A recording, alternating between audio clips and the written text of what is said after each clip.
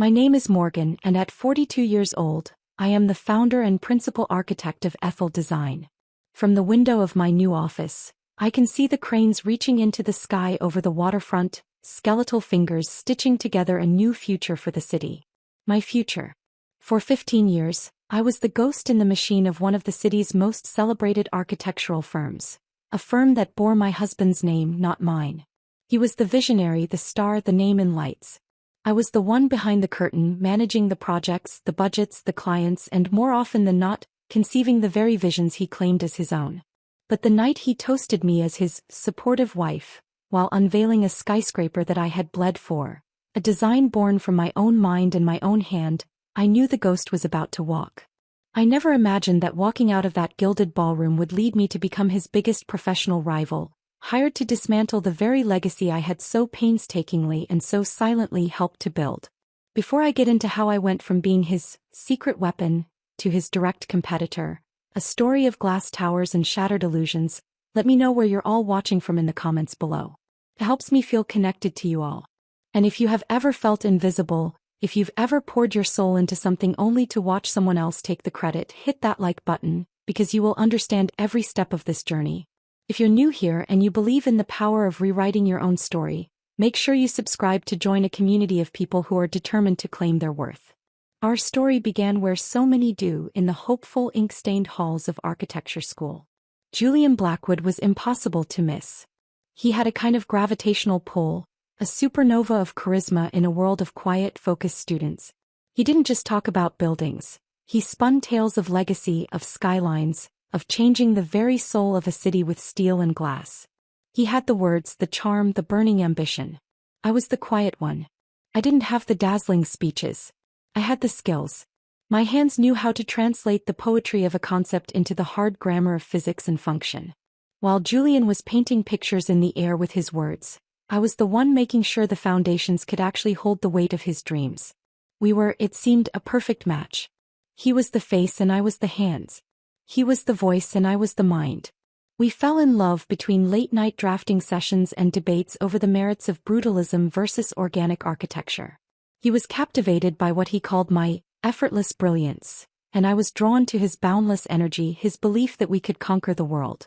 When he proposed to me a week after graduation, he also proposed a partnership of a different kind. "Let's do it, Morgan," he'd said, his eyes alight with that fire I found so irresistible. "Let's start our own firm. Blackwood Architecture. You'll be the brains, I'll be the face. We'll be unstoppable." I heard the word, we. I saw a future where we built an empire together, side by side. The name on the door, Blackwood Architecture, felt like a technicality. After all, I was about to become Mrs. Blackwood. His name would be my name. His firm our firm. It was a romantic equation that made perfect sense to a 24-year-old woman in love. It was only later that I would learn that in Julian's math, 1 + 1 didn't equal 2. It equaled 1 and he was it. The first few years were a blur of ambition and exhaustion. We poured every penny we had, every waking hour into getting the firm off the ground. We started small with residential additions and renovations. Our first major project was a complex remodel for the Henderson family, a tricky hillside property with a host of geological and zoning nightmares. Julian had wooed the clients, promising them a stunning cantilevered living space that seemed to defy gravity. He sold the dream beautifully. Then he handed the practical impossibility of it to me. For 3 weeks I wrestled with the structural calculations. The soil was unstable, the load-bearing requirements were immense. I spent sleepless nights poring over geotechnical reports and engineering tables, my mind a frantic maze of steel I-beams and concrete piers. Finally, I found a solution. A novel approach using micropiles and a concealed truss system that would give them the floating effect Julian had promised while ensuring the house wouldn't slide down the hill. It was elegant, innovative, and it saved the project from a catastrophic budget overrun. I was proud. I felt for the first time like a true partner in his grand vision. The celebratory dinner at the Hendersons' newly completed home should have been our joint victory lap. Mr. Henderson raised a glass of champagne. "Julian, my boy, I don't know how you did it. When our first engineer said it was impossible, I thought we were sunk. You're a true genius." I smiled, waiting for Julian to loop me in to say, "Well, I couldn't have done it without my brilliant partner, Morgan." She's the one who cracked the code. Instead, he clapped Mr. Henderson on the back and laughed, a rich, confident sound that filled the room. Well, Robert, sometimes you just have to refuse to take no for an answer. The vision has to be stronger than the obstacles. He didn't even glance in my direction. I felt a small, cold stone drop in my stomach. It wasn't just an omission. It was an erasure. I had been rendered invisible. Later that night, as we were getting ready for bed, I tried to voice the hurt. My voice was small, tentative. At dinner. It would have been nice if you'd mentioned my work on the truss system. Julian stopped unbuttoning his shirt and looked at me, his expression one of genuine confusion. Darling, what are you talking about? The Hendersons. They think you personally engineered the whole thing. He came over and put his hands on my shoulders, his voice softening into the gentle, placating tone I would come to know so well. Honey, it's all for the firm. Our firm. Blackwood Architecture did it. Does it really matter which one of us is speaking for the brand? For a team. Your win is my win. My win is your win. He made it sound so reasonable, so logical. He made me feel petty for needing the specific mention, for wanting the individual credit.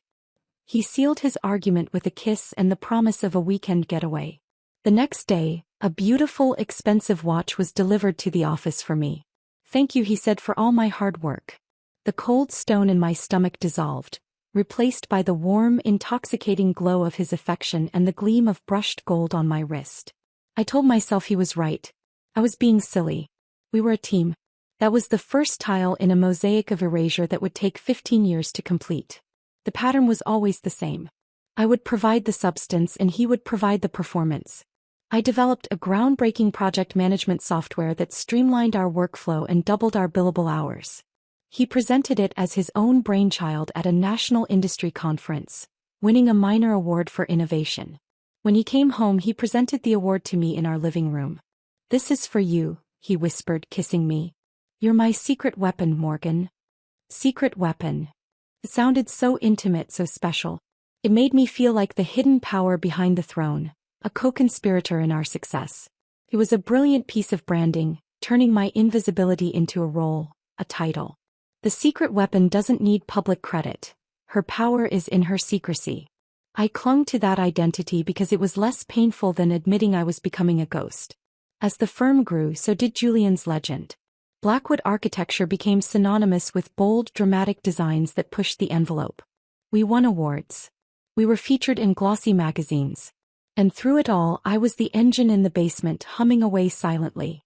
I ran the teams. I managed the multi-million-dollar budgets with meticulous precision. I smoothed over the ruffled feathers of demanding clients. I was the one who translated Julian's grand, often impractical pronouncements into buildable realities. Often, the core concept itself would be mine, born from a late-night sketch I'd leave on his desk, an idea he would then refine and absorb into his own narrative. A few people within the firm saw the truth. One of them was Sarah, a bright, fiercely intelligent young architect we hired straight out of school. She was sharp, observant, and had a quiet intensity that reminded me a little of myself. She would often come to my office ostensibly to ask a question about a budget or a vendor, but then she would linger. Mrs. Blackwood, she said one afternoon, her eyes fixed on a complex floor plan I was revising, your solution for the zoning variance on the Miller Tower project was genius. The way you used the air rights from the adjacent property, no one else even thought of that. My head snapped up. It was such a simple, direct acknowledgement of my specific work, a thing I hadn't experienced in years. Julian had presented that very solution to the client as a moment of sudden inspiration he'd had while driving to the office. Thank you, Sarah, I said, my voice a little thick. I'm glad someone noticed. She gave me a small, knowing smile. We notice, she said, and the we felt like a lifeline. It was a tiny crack in the soundproof wall Julian had built around my contributions. The wall was fortified a year later. A prominent design magazine wanted to do a major feature on power couples in architecture, and they approached us. I was ecstatic. This was it. This was the chance for the world to see the real partnership, Julian had sold me on all those years ago. I imagined the photo shoot, the interview where we would talk about our complementary skills, our shared vision. I brought the email to Julian, my heart thumping with excitement. He read it, a thoughtful frown on his face. He leaned back in his expensive leather chair, tapping a pen on his desk.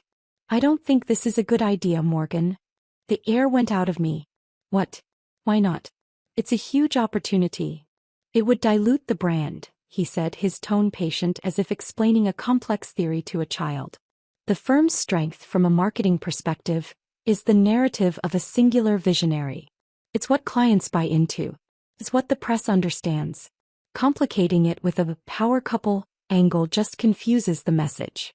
It makes the firm seem smaller, more domestic. It's just business, darling. It's not personal. But it was personal. It was the most personal thing in the world. He was asking me to remain a secret for the sake of his brand.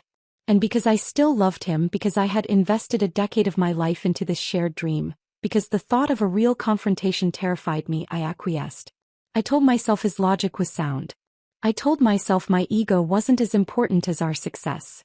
I watched him instruct his assistant to politely decline the offer, and with each keystroke she typed, I felt another part of my professional identity flake away and turn to dust. I buried the resentment deep. I focused on the trappings of our success. The stunning minimalist house I had designed, the trips to Milan and Tokyo, the seamless, beautiful life we presented to the world. I told myself it was enough. It was a fragile piece, a lie I repeated to myself so often I almost believed it. But deep down the ghost was getting restless. She was tired of rattling her chains in the basement. The breaking point began with the announcement of the Vesper Tower. The city was launching a massive redevelopment of the old, neglected industrial waterfront. It was a legacy-defining project, and the anchor was to be a new, iconic skyscraper. Julian became obsessed. This was his chance to build not just a building but a monument. His monument. For months he was a storm of frustration. He filled sketchbooks with derivative, uninspired designs. He held endless, fruitless brainstorming sessions with his senior designers. Nothing clicked. The pressure was mounting and his famous charisma was fraying at the edges, revealing a raw, desperate ambition. Meanwhile, I felt a strange sense of creative release. With Julian so consumed, I was left to my own devices. At night, in my private study at home, a space he rarely entered, I started to sketch. It began as a form of therapy, a way to reclaim the part of myself I had given away. I wasn't designing for Blackwood architecture. I was designing for myself. I spread the topographical maps of the waterfront across my desk and I let my mind wander. I thought about the history of the district, the old shipping lanes, the way the light hit the water at dawn. I thought about the people of the city, what they needed, what would draw them back to this forgotten shore. Slowly, a design began to emerge. It was unlike anything Julian had been working on. It wasn't a sterile glass box shouting for attention. It was a building that twisted elegantly towards the sky, its form echoing the unfurling sail of a clipper ship. It was clad in a photovoltaic skin that shimmered like fish scales, and its base was a multi-level open-air plaza that connected the city grid to the water, a seamless transition from urban life to natural harbor. It was sustainable, it was community-focused, and it was beautiful. It was, I knew with a certainty that hummed in my bones, my masterpiece. One evening, Julian came into my study looking defeated. He slumped into the armchair, running his hands through his hair. It's not working, Morgan. I've got nothing. The presentation is in a month, and I have nothing worthy of the name Blackwood. My heart ached for him, a reflex honed over 15 years. My hand hovered over the portfolio that held my sketches. This was a test. A final, desperate test of the partnership I still foolishly hoped existed. Then his eyes fell upon the large, detailed rendering I had pinned to my corkboard. He went still. He walked over to it, his eyes tracing the lines of the tower. He was silent for a long, long time. The air in the room was thick with unspoken possibilities. Morgan, he breathed, his voice full of a genuine awe I hadn't heard directed at me in years. This is it. This is brilliant. A surge of pure, unadulterated hope flooded my chest. He saw it. He saw me. My secret work, my hidden soul was finally visible to him. Then he turned to me, his eyes gleaming with a terrifying, familiar fire. It wasn't the look of a partner, but of a prospector who had just struck gold. We can build this, he said, the words tumbling out of him. And then, seamlessly, the pronoun shifted. My God, Morgan, I can build this. You've saved me. He didn't ask. He simply appropriated. He swept the drawings from my desk, his excitement overriding any question of their origin. "I'll need to make some tweaks, of course," he muttered, already striding towards the door. "Toughen up the facade, make the spire more aggressive. But the core concept, it's the key." I stood there, frozen in the silent aftermath. I didn't say, "Wait." I didn't say, "Those are mine." I didn't say, "We'll present it together." 15 years of silence had hollowed out my voice. The pattern was too strong, my role as the secret weapon too deeply ingrained. A part of me was still clinging to the fantasy that when he stood on that stage he would finally do the right thing. He would see the magnitude of this creation and know that he couldn't possibly claim it all for himself. It was a fool's hope, and I was the biggest fool of all. I let him walk out with my soul in his hands, and in doing so, I set the stage for my own destruction and my eventual rebirth. The 15th anniversary party for Blackwood Architecture was the kind of event that got written up in the society pages. It was held in the grand ballroom of the city's most historic hotel, a cavern of glittering chandeliers and champagne fountains. The air was thick with the scent of expensive perfume and the sound of power brokers making deals between sips of single malt scotch. The mayor was there along with half the city council, a dozen real estate moguls and a flock of fawning journalists. It was Julian's coronation, and I was expected to play the part of the serene, adoring queen consort. I wore a simple, elegant black dress, a stark contrast to the jewel-toned gowns around me. I felt like a shadow, my edges blurring into the background. A knot of pure, cold dread was coiled in my stomach. Every congratulatory remark from a guest, every, "You must be so proud of him," felt like a small, sharp jab. I smiled, I nodded, I played my part. Julian was in his element, a radiant sun at the center of his own universe. He moved through the crowd with an easy grace, accepting accolades, his laughter booming. He would periodically pull me to his side, his arm a possessive weight on my waist. "This is my better half, Morgan," he'd announce. "The one who keeps me sane." They would smile at me, a polite, dismissive smile that said they understood my role perfectly. I was the wife. The support staff. Sarah, my quiet ally from the office, found me near the bar. She looked stunning in a deep blue dress, but her eyes were worried. "Congratulations on 15 years, Morgan," she said, her voice low and sincere. "You know you're the real reason we're all here, right? The real foundation of this place." Tears pricked my eyes. Her simple, honest validation was a stark, painful contrast to the grand lie of the evening. "Thank you, Sarah," I managed to whisper. "That means more than you know." She squeezed my arm. "Just remember that," she said before being swept away by a senior partner. Then came the moment I had been dreading. The lights dimmed slightly and Julian strode onto the stage, a microphone in his hand. The crowd fell silent, their faces turned up towards him in rapt attention. He launched into a speech, a masterful performance of humility and bravado. He thanked his clients, his incredible team, the city for believing in his vision. I stood near the front, my hands clenched at my sides, my heart hammering against my ribs. "Say my name," I pleaded silently. "Just this once, tell them the truth. And tonight," he boomed, his voice echoing through the vast room, "I want to share with you a glimpse of the future. The future of Blackwood architecture, and the future of this great city's skyline." With a dramatic flourish he pulled a velvet rope. A curtain fell away to reveal a massive, exquisitely detailed architectural model in the center of the stage. The Vesper Tower. My tower. It was breathtaking. Lit from within, it glowed like a shard of captured starlight. The elegant, twisting form, the shimmering facade, the welcoming public plaza at its base. It was exactly as I had designed it. A collective gasp rippled through the crowd, followed by a thunderous, sustained ovation. They were applauding my work. My soul. And they had no idea. Julian let the applause wash over him, a beatific smile on his face. He held up a hand for silence. "Thank you. Thank you." He picked up a glass of champagne from a nearby table. "This is the culmination of a dream. But a dream like this is never built alone." My breath caught in my throat. This was it. He was going to do it. "And I absolutely could not have done any of this," he continued, his eyes scanning the crowd until they found me, "without my amazing wife, Morgan." He raised his glass to me. The spotlight swung from him and pinned me in its harsh, revealing glare. I felt hundreds of pairs of eyes turn towards me.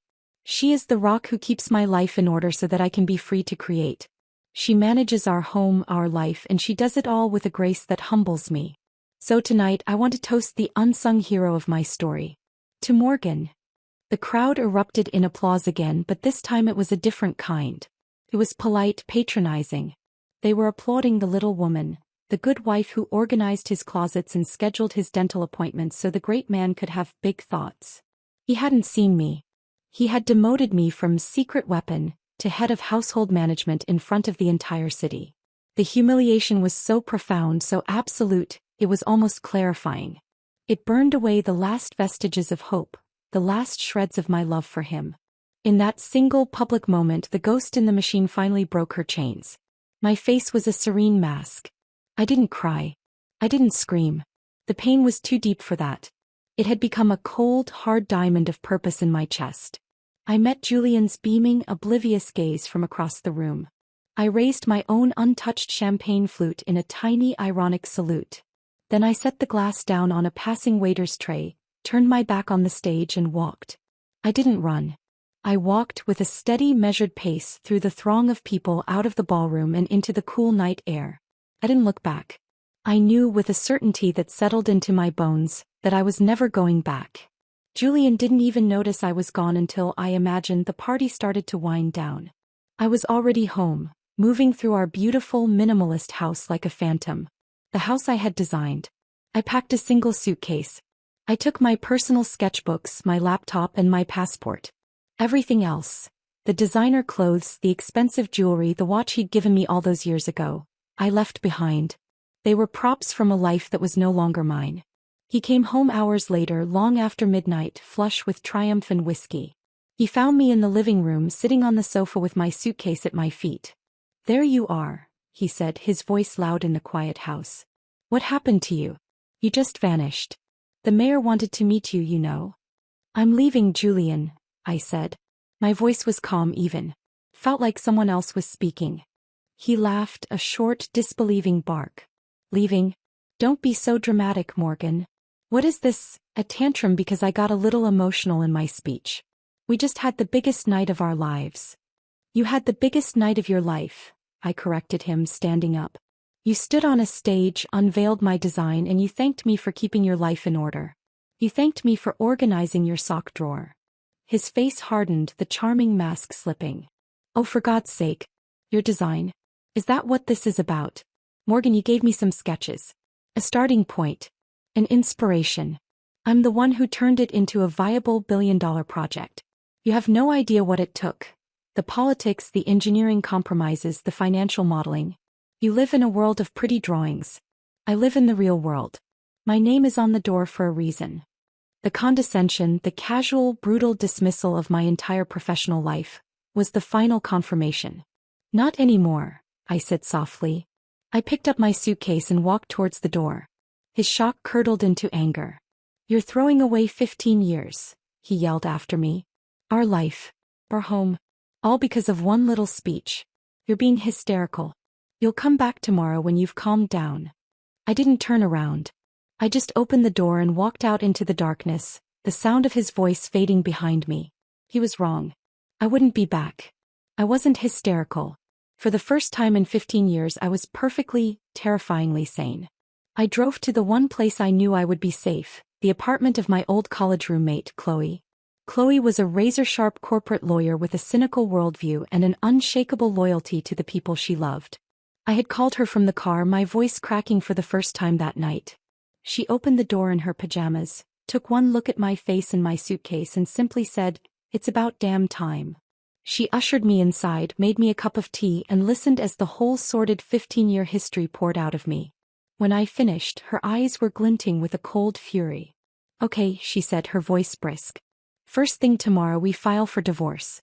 We'll take him for everything he's worth. We're going to burn him to the ground." A year ago I would have found comfort in her rage. But something in me had shifted. The fire of vengeance felt like a cheap imitation of the fire I now felt for myself. "No," I said, surprising both of us. "I don't want to burn him down. I'm going to build something of my own." Chloe stared at me for a long moment, then a slow, wide grin spread across her face. "Even better," she said. The next few weeks were a crucible. I used the money from a small inheritance my grandmother had left me, money I had kept in a separate account, a tiny act of independence I hadn't even realized I was making, to lease a small, sun-drenched office space in a converted warehouse downtown. I filed the paperwork to incorporate my own firm. I needed a name, something that stood for everything Blackwood architecture did not. I chose Ethel, an old Anglo-Saxon word meaning noble, principled. Ethel design. It felt right. A week after I moved into the empty office, my phone rang. It was Sarah. "I heard what happened," she said, her voice tight with anger. "I just walked out of my exit interview. I quit." "Sarah, you didn't have to do that," I said, touched. "Yes, I did," she insisted. "I can't work for a fraud. And besides, I was hoping the brilliant architect behind the Vesper Tower might have a job opening." I hired her on the spot. Her belief in me was a scaffold, holding me up as I began the terrifying process of building a new life from the foundations up. Meanwhile, the city was buzzing about Julian's Vesper Tower. But there was other gossip too, the quiet, persistent rumors about the Blackwoods' sudden and dramatic split. And a new voice was emerging on the city council. Her name was Anya Sharma, a young, progressive councilwoman who had won her seat on a platform of sustainable development and community engagement. She began to ask uncomfortable questions about the Vesper Tower project. The budget seemed opaque and massively inflated. The community outreach had been, by all accounts, a sham. The environmental impact report was flimsy. Sharma argued that the waterfront didn't need a monument to one man's ego. It needed a living, breathing district that served the people of the city. He was persuasive. And she wasn't alone. In a move that shocked the city's political and real estate establishment, the council, led by Sharma's coalition, voted to put an indefinite hold on the Vesper Tower project. 2 weeks later, they made an even more stunning announcement. They were scrapping the original plan and opening a new public call for proposals. They weren't looking for a single anchor building anymore. They were looking for a comprehensive, master plan redevelopment of the entire waterfront district. Julian was apoplectic. It was a public repudiation of his vision and his influence.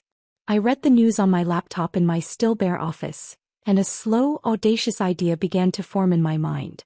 It was insane. It was impossible. It was perfect. Chloe and Sarah were relentless. "You have to do this, Morgan," Sarah insisted, her eyes shining with excitement. "You have the real vision for that space." The tower was just the beginning. A lifetime of ingrained self-doubt screamed in my head. Go up against him? Julian? Blackwood architecture with its army of designers and its multi-million-dollar budget? Against me and Sarah in our tiny office. It was a David and Goliath scenario, and I had forgotten how to hold a slingshot. Sarah must have seen the fear in my eyes. She disappeared into the back room and returned with one of my old sketchbooks, the one filled with my initial secret drawings for the waterfront. She opened it to a page that wasn't about the tower but about the space around it. The parks, the walkways, the small-scale retail spaces, the way it all connected to the water. "This was never just about a building, Morgan," she said softly, pointing to the drawing. "It was about a vision for a community. You already have it. You just have to show it to them." Her words were the final push I needed. The fear didn't vanish, but it was eclipsed by a surge of adrenaline, of purpose. We had 6 weeks. We worked 18-hour days, fueled by cheap coffee and a burning sense of mission. We didn't just polish my old ideas. We expanded them into a full-fledged master plan. We called it the Shoreline Embrace. It was the antithesis of Julian's project. Where his was a single monolithic statement, ours was a conversation between dozens of elements. A stunning but human-scaled central building, yes, but also integrated affordable housing, incubator spaces for local startups, a restored wetland habitat, a vibrant public market, and a beautifully redesigned pier that felt like the city's open-armed welcome to the sea. It was ambitious, it was holistic, and it was, I knew, the right thing for the city. The day of the presentations felt like stepping into a gladiatorial arena. The city council chamber was packed to the rafters with press, developers, and anxious citizens. Julian and his team took up the entire front row, a phalanx of expensive dark suits. He caught my eye as I walked in with Sarah. He gave me a look of pitying condescension, a silent, "You can't be serious." The look that used to make me shrink now only served to harden my resolve. He presented first. His presentation was exactly what I expected. Slick, corporate, and breathtakingly arrogant. He barely acknowledged the council's new brief, instead treating it as a temporary bureaucratic hurdle. He presented his Vesper Tower, slightly modified, as the only credible, serious option on the table.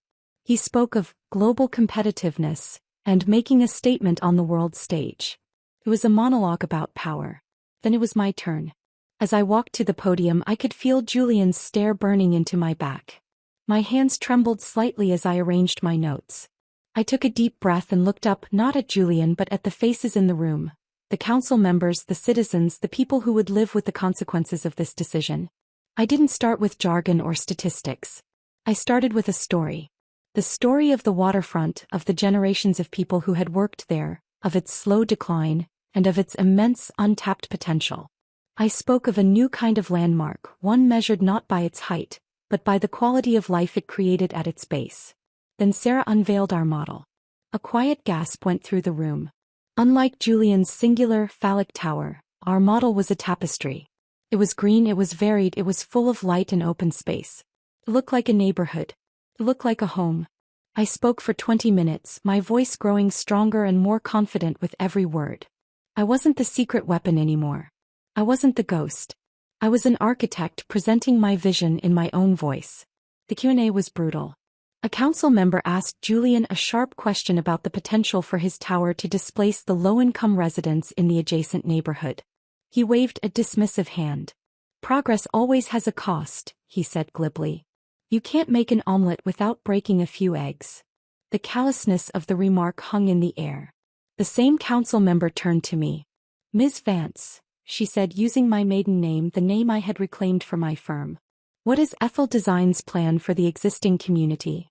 We don't see them as eggs to be broken, I said, my voice clear and steady. We see them as the heart of the district. Our proposal includes a detailed, fully funded plan for relocation assistance for any resident who chooses it, a right of first return on all new affordable units, and a job training program in partnership with local unions to ensure the community benefits from the construction, not just gets displaced by it. Then came the moment that would change everything. Councilman Roberts, an old guard, conservative politician and a known supporter of Julian's, leaned into his microphone. He was a gruff, no-nonsense man, and he peered at our model with a skeptical frown. Ms. Vance, he rumbled. Your central building, the Ethel Tower you call it, it has a similar, let's call it a spirit, to Mr. Blackwood's proposal. I see an echo. Yet your version feels more grounded, more resolved. Can you explain that? The room went dead silent. This was it. The direct comparison. I could feel Julian's panic from across the room. I looked directly at him. His face, usually so tan and confident, was a sickly pale white. He knew what I could say.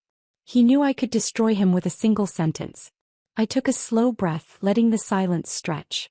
Then I turned my gaze back to Councilman Roberts. Thank you for the observation, Councilman, I said, my voice calm and deliberate. You're right, there might be a shared spirit.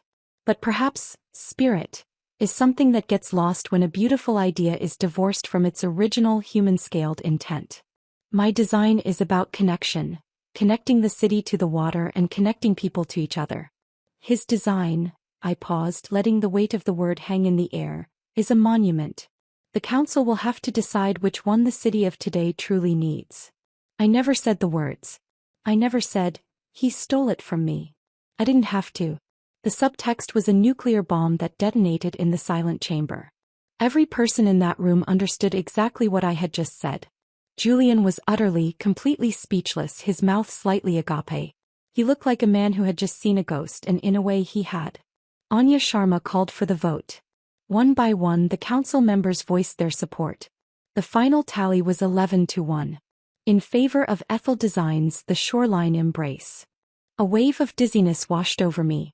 Sarah grabbed my arm, her eyes shining with tears. We had done it. The room erupted in a chaotic mix of applause and reporters shouting my name. My name. Morgan Vance. Across the room I saw Julian shove his papers into a briefcase and storm out, his face a mask of thunderous fury. He didn't look at me. He couldn't. I had won. Not just the contract. I had won back my name. The fallout was immediate and spectacular.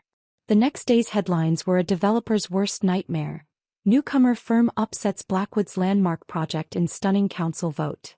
The story was irresistible. The scorned wife rising from the ashes to professionally vanquish her Titan husband.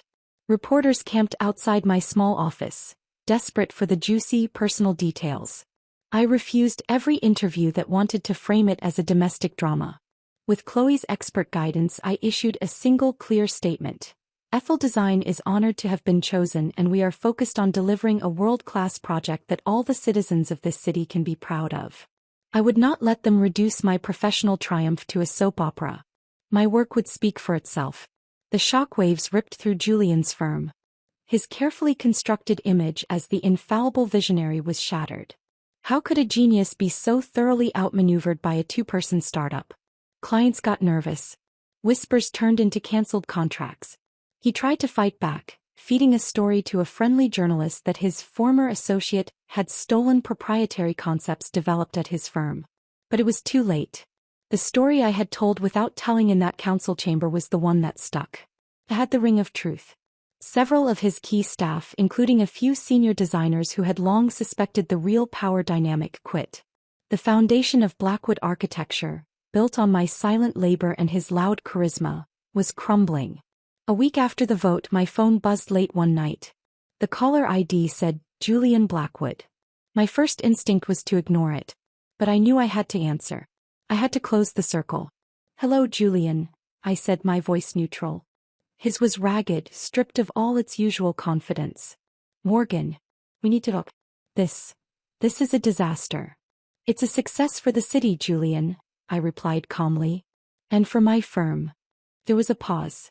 I could hear his strained breathing. Our firm, listen to me. I was wrong. I was arrogant. I was a fool. I see that now.